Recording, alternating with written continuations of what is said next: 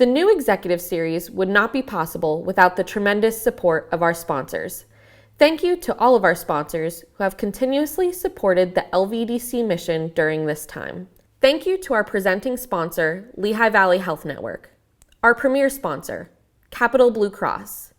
Gold sponsor, Fitzpatrick Lenson Buba. Our event sponsors, Boyle Construction, Clunk & Milan Advertising, and Olympus Corporation of the Americas. Thank you to our interview sponsor, Victaulic. Our production sponsor, Countess Communications, and our hosts throughout the Lehigh Valley. Thanks again to all of our sponsors. We hope you enjoy the new executive series. On behalf of Capital Blue Cross, I would like to welcome you to the LVEDC Executive Interview Series. As a proud member of the Lehigh Valley business community, Capital Blue Cross recognizes the importance of economic development and the critical role that business leaders play in the growth and development of our region. That's why we decided to sponsor this important series, so you can hear the visions and plans that keep our valley on the cutting edge directly from these key leaders. So sit back, relax, and enjoy the show. Hi, I'm Don Cunningham, President and CEO of the Lehigh Valley Economic Development Corporation. Thank you for joining us for another episode of Meeting the New Executives in the Lehigh Valley. We began this series back after March of 2020 during the pandemic to allow folks here in the Lehigh Valley to meet new leaders at a time when we could not get together. We had so much viewership of the series, and we've had so many additional new executives coming in that we've continued it. We look forward soon to be able to get together in person. In the meantime, though, we were very excited with this episode to introduce you to Shelly McWilliams. Shelly is the president of Lehigh Valley Plastics. She was named president just in June of 2020. Previously, she worked as an executive for 2 global business units at Brooks Instruments in Hatfield, Montgomery County. And before that, she was here in the Lehigh Valley with a 10-year career at Air Products, where she worked in the corporate development office as a continuous improvement manager and a business manager for on-site and processed gas division. She has a degree in business from Bucknell University, an MBA from the Darden Graduate School at the University of Virginia. She lives here in the Lehigh Valley with her family in Lehigh County. And we are thrilled both to meet Shelly McWilliams and to introduce many of you to a company that you may not be familiar with, Lehigh Valley Plastics. Shelly, thank you for joining us today. Thank you for having me. And congratulations on being recently named the president of Lehigh Valley Plastics. And I really want to talk about you and get into a lot of issues around manufacturing in the Valley. Very challenging and exciting time to be in manufacturing coming off of the global pandemic. But first, I really want to let the folks tuning in understand what Lehigh Valley Plastics is. Can you talk a little bit about the company that you run? Lehigh Valley Plastics was founded in 1971 by the Wrestlers, Fred and Edith. They started as a plastics distribution company distributing raw materials to other facilities. Pretty early on, they decided that they could get more out of their business if they altered that plastic to make it what those companies needed. So they invested in some saws, bought some space in Allentown, and started manufacturing parts for different companies locally, and then even started expanding that reach. Was it always called Lehigh Valley Plastics? Yes, from the beginning? It was always called Lehigh Valley Plastics.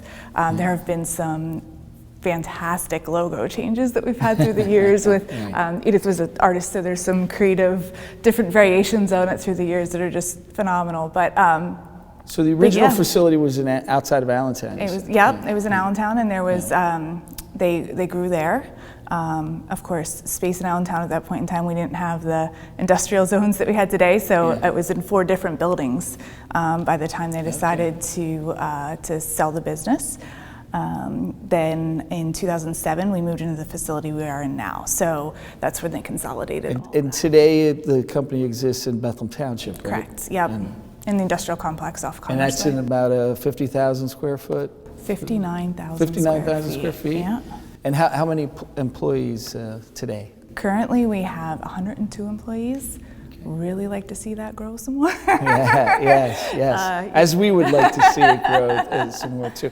And today the business model is a little bit different. It's all specialty pieces, correct? Right? Yes, absolutely. So you're really selling business to business. You're doing machined plastic parts going into all different sectors of the economy. Absolutely. Yeah. What would be examples of some types of pieces or parts or products that people would connect to? So one of the big things right now is in the conveyance of cans and bottles, moving them through facilities. So all those new hard seltzers that are very popular, our parts go into some of those machines where they need to be custom sized to whatever the speed and the size of the bottle that's going through there to be either painted or capped or filled. That's part of our business. We also do a lot with heavy construction. So a lot of the big heavy construction equipment has the booms or the scissor lifts where there's wear components, and we manufacture all those to the specifications of the companies. So we have a lot with Oshkosh and those types of companies. One would think you'd have endless opportunity. There are plastic pieces in almost every single product that's being used. It really is. And what we've seen a lot of lately is a conversion of people who were using metals before, but due to a lot of the environmental concerns, trying to lessen the weights of different things so that they're using less fuels and burning less fossil fuels in being able to operate those products. So we're seeing a lot of conversions from metal to plastic parts and things to lessen weights. Yeah, and the Lehigh Valley being a manufacturing center, I know we have a lot of metal machine shops that are operated throughout the Lehigh Valley. There may be other plastic producers, but this is the first that I'm aware of. Is it a situation where there are not a lot of companies out there that do what Lehigh Valley Plastics does, making kind of specialized custom pieces? Yeah, so there's quite a few metal machine shops that also do plastics.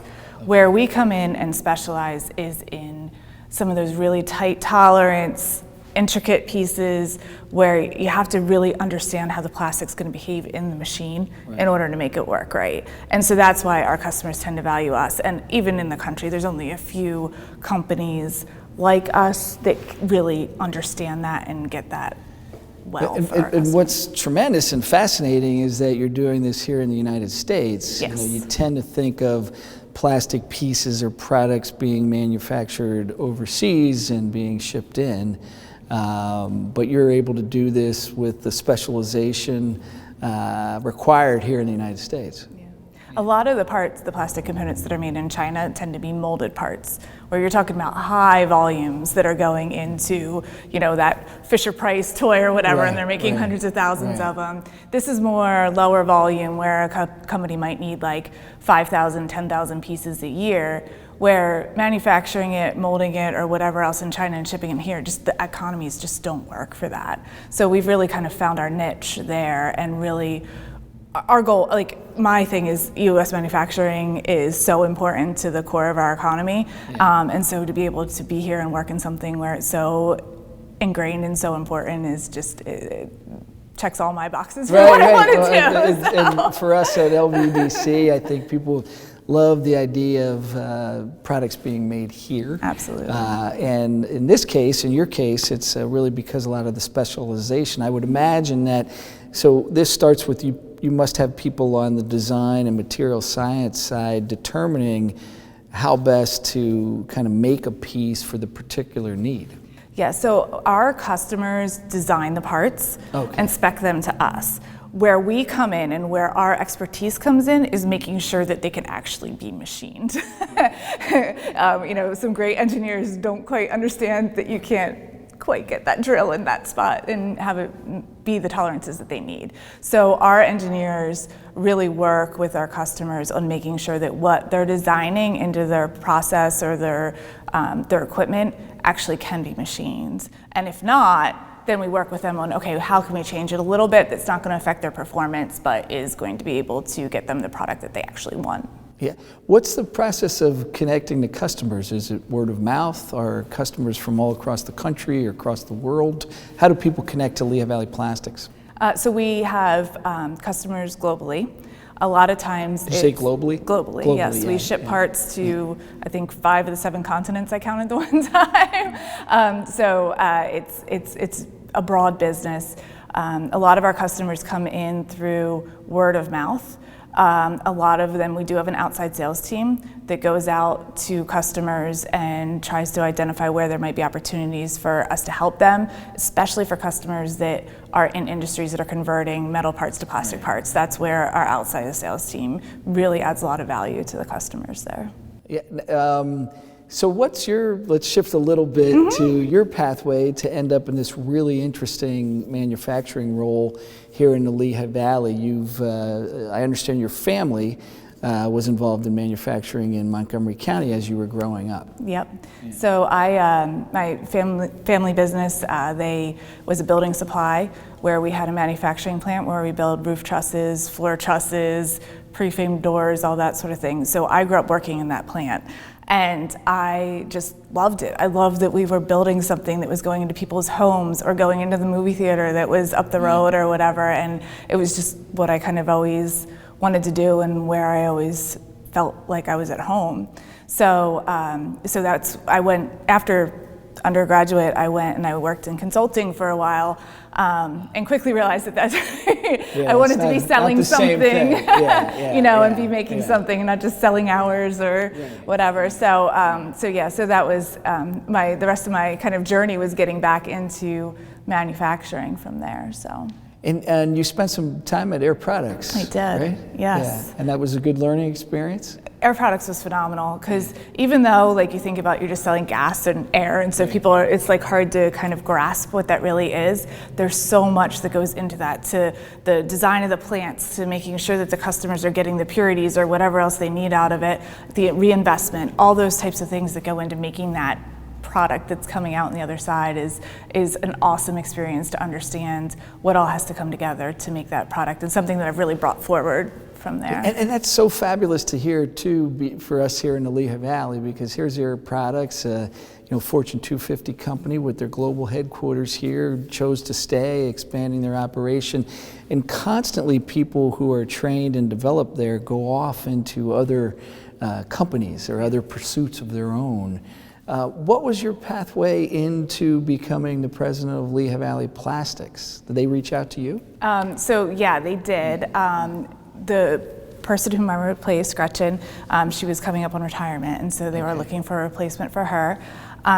They had done some searches, found some people who just weren't quite fitting the bill for what they wanted, and they actually ended up finding me through an executive search firm, which is bizarre because I was literally 20 minutes away down the road, but that's how these things happen sometimes. But it was a phenomenal opportunity, and when I had the opportunity to come back and actually work in the Valley again, I was ecstatic because I love it here, and I was so happy to be back here, to be part of the community, and to be able to really re-ingrain locally, and so it couldn't have gone better for me. So along with running Lehigh Valley Plastics, you have a little bit of your own operation you're running with some kids, right? I do. Yeah. So you're very busy. We're a little busy right now. And challenging. You have what, three children? 3 children, yep. At what age range? I have twin 10-year-olds and an 8-year-old, and they are incredibly busy with all kinds of different sporting activities and those sorts of things around the Valley, so we've been taking part of that, and my husband and I have been fairly heavily involved in running the lacrosse program in Schnecksville and doing that as part of it too. So it's been I can't say enough about the opportunities that are here in the Lehigh Valley and the ways to get involved and really add to the community. And you must have a lot of energy because you took over Lehigh Valley Plastics at what has to be a little bit of a challenging time. You started in June of 2020. Absolutely. So in the middle of the pandemic, you had issues you had to worry about that were unique to that time period in terms of the plant, the operation. And then now we're going through some challenges economically in terms of availability of workforce, supply chain, transportation issues. It has to have been a very busy year. It's been an incredibly busy year.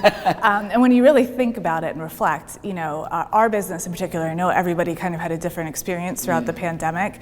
Our business went down about 20%, from, I guess, April through August, right? So in that time period. So we really had to readjust, how much our capacity was, but our goal was to keep people in jobs because we knew it was going to come back out, and finding skilled people to work in plastics is always a challenge. So we really worked on trying to keep our costs under control, just kind of make our way through the pandemic and be in good shape for the recovery on the other side. Now that recovery came earlier than anybody predicted. So we were expecting like a June, July recovery. We started seeing our orders doubled our production in March. So we had orders on the books for twice what we actually shipped out the door in March. So a challenge to ramp up to meet demand, particularly while you probably had to change some operations on the shop floor because of COVID sensitivity, right? Absolutely. Yeah, and you didn't have the luxury, you're on the front lines, you didn't have the luxury of going remote. Correct. Right. Correct. So yeah. It was definitely a challenge. Our team, our employees there, really stepped up and really pitched in, and everybody just really understood what we were doing and why we were doing it, what the demand was looking like, and how we could all pitch in to get through it. So you must have some highly skilled manufacturing workers working with specialty pieces and parts, and I imagine but a variety of experience levels and skill levels. Absolutely. At the shop. Yeah. Right. We have a couple folks who have just started out their careers after trade school, just getting through their machine training. And then we have folks who have been at the company for 35 years, still with understanding plastics and really knowing the business and how to machine them properly and all that kind of stuff. We have some state-of-the-art equipment and some equipment that's 35 years old too. It still still does exactly what we need it to do for that operation. So probably a lot of decisions to make about capital costs and investment into technology and new equipment. Absolutely. And that's and I would imagine as the demand is increasing and you're growing, that's something you're in the midst of analyzing now. Yeah. So in the past 2 years we've made some investments in some robotics. To actually help us for some of the parts that don't require as skilled a labor, trying to optimize our capacities there. We've also invested in some higher technology machinery so that we can really get some really intricate parts and move into some new markets there. So we've really kind of spread the gamut between needing more highly skilled workers and needing people who, who can manage the machines and manage the workflow, and more logistics specialists trying to get parts through the building. And so it's been an interesting transition, and I've only been here for a year, so I'm really excited about what we can do in the future too. Yeah, and on the workforce side, you must have existing relationships maybe with the vocational technical schools, the community colleges, to have a pipeline into the right type of skill set workers that you need. Absolutely. Yeah. It is incredibly important for us to have a tight relationship with the trade schools. That is where we can also help them understand what we're working on and the skills that we think are important for the future, as well as get that pipeline of folks who maybe will come look at Lehigh Valley Plastics, or as we talked about before, had never even heard of it or knew it existed. Yeah. So there's a lot of great opportunities there. Well, and you mentioned something so important. We at LVEDC are involved in the education talent supply effort, which has a big focus on the private sector industry telling the schools where the skill sets are needed. What types of jobs are being created, what skills are needed to fulfill those jobs, so the schools can respond with curriculum and training programs and certificate and maybe equipment to train students on, which is so critical. And I think the infrastructure that we have around education and skills development in the Lehigh Valley is a big part of why manufacturing is the second biggest part of our economy and growing. In here. But obviously people have been faced with the challenge in the short term of just finding workers, number of workers, volume of workers. It's been one of the biggest challenges. And I assume you're in that same category. Oh, we are very much in that category. Right. Yeah. But the thing is, it's made us think really creatively about things too. So one of the things we've been really exploring is how do we get more women of children who are school age to understand that there are these jobs available that they can fulfill, that are good paying jobs, that where it's a good work environment, and you can still be home by 2 or 3 to get your kids off the bus and, you know, really kind of make that all work. And so that's one of the things that we've been really trying to figure out how to let people know is there, you know, and really try to encourage folks to explore that opportunity, because it really, to me, like, is just a phenomenal way to move forward and to really develop your skills and get back into the workforce if you're interested. I think having a female leader like yourself that's running a manufacturing company is you're a great ambassador for that message, because the point you make is so important that people tend to find their way into traditional pathways of occupations. I remember I was saying to you, I remember when I was a kid and my dad worked in steel, and a lot of the moms worked in textiles in the garment industry. And they would go off and they'd be home by the time the bus was getting kids home from school. And you don't see that as much, a female workforce in manufacturing. And I would pivot there to yourself. Do you find it unique to have female leaders for manufacturing companies? Is that growing in your viewpoint? I think it is growing. Yeah. I really do. I think there's a lot of other people who are like me who, you know,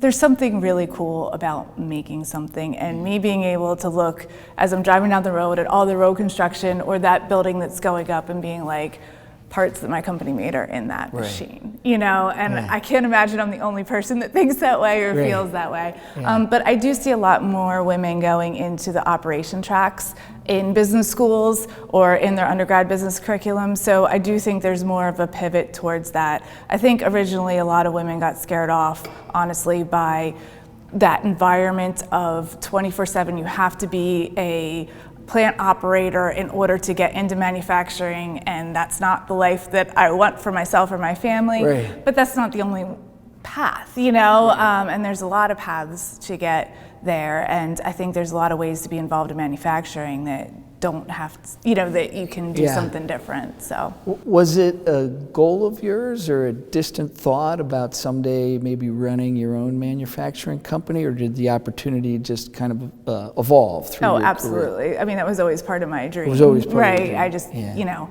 growing up in the environment that I did and seeing what it was like to run that facility and all the things that went in and out of it, that was always kind of what I thought I would do and what I kind of dreamed I would do. So it's absolutely amazing. So you had this great exposure to it because of your family. Do you think there are things that can be done or should be done to expose more women to the career possibility and kind of break down some of these gender barriers that have traditionally exist? Absolutely. The biggest thing is, you know, number one, getting into the trade schools and making sure that we're talking and representing women in those industries. I think the other thing is also trying to recruit kids to come in and see the facilities and see what happens and see what manufacturing really is, either through co-ops, internships, however we can do that. I think is a huge opportunity for us to really grow that talent pool and that interest in manufacturing. I think you're going to end up with a lot of requests to speak to a lot of classrooms and a lot of associations representing female leadership in manufacturing. And I personally, just talking with you here for the last 25 minutes, I think you represent that so very well. And it's so important. And particularly in a place like the Lehigh Valley, where we have more than 700 manufacturers making all types of diverse products as a manufacturing center in the United States. As we kind of move to conclusion here, what are some of the biggest challenges on the horizon for you kind of managing out of this hopefully post-pandemic period with Lehigh Valley Plastics?